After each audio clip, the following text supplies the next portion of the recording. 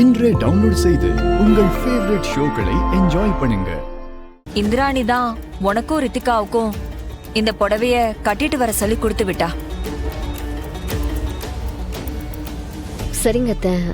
ஆனா இது எதுக்கு? என்கிட்ட இருக்கிற புடவையே நான் கட்டிட்டு வந்திருப்பனே.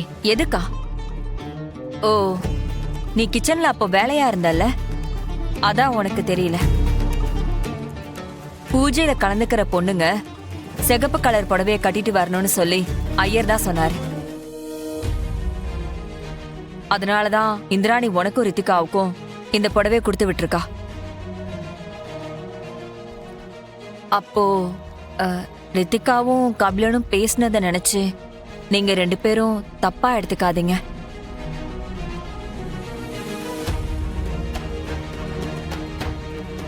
என் புருஷன் நல்லபடியா வீட்டுக்கு வரணும்னு தான் நான் இந்த பூஜையே பண்றேன். யாருக்கும் எந்த சங்கடமும் வராம இந்த பூஜை நல்லபடியா முடிஞ்சாதான் என் மனசுக்கு கொஞ்சம் நிம்மதியா இருக்கும். நாங்க எதுவும் தப்பா நினைச்சுக்கலாம் அத்தை. எல்லாம் நல்லபடியா நடக்கும். சரிம்மா, பூஜைக்கு டைம் ஆயிடுச்சு. 2 பேரும் சீக்கிரமா ரெடி ஆயிட்டு வாங்க. சரிங்க அத்தை.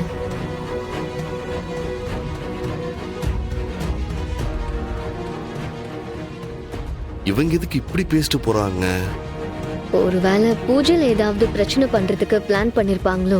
அது எப்படி இல்லாம இருக்கும்? இவங்க ஒன்னும் அவ்வளோ நல்லவங்க இல்லையே. ரித்திகா இந்த வீட்ல எதுல கம்ஃபர்டபுளா இருக்காளோ இல்லையோ, அவளுக்கு ஏத்த மாமியார் கிடைச்சிட்டாங்க. ஆனா இந்த விஷயத்துல ரித்திகா ரொம்ப கம்ஃபர்டபுளா இருப்பா. சரி, போய் ட்ரெஸ் சேஞ்ச் பண்ணிட்டு வாங்க. சரி.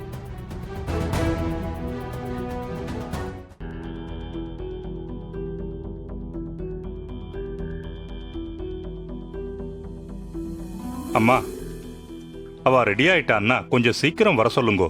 ரெடி ஆயிட்டாங்க, இதோ இப்ப வந்துருவாங்க.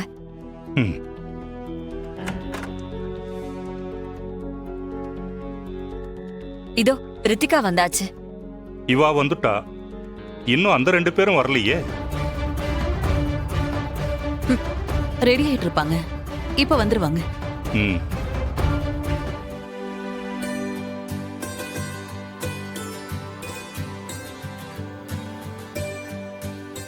என்ன இலி, இன்னும் ரெடி ஆகலையா?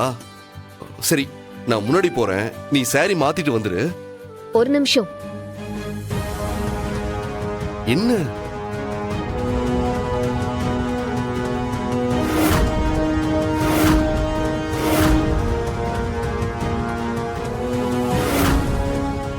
அதான பார்த்தேன்.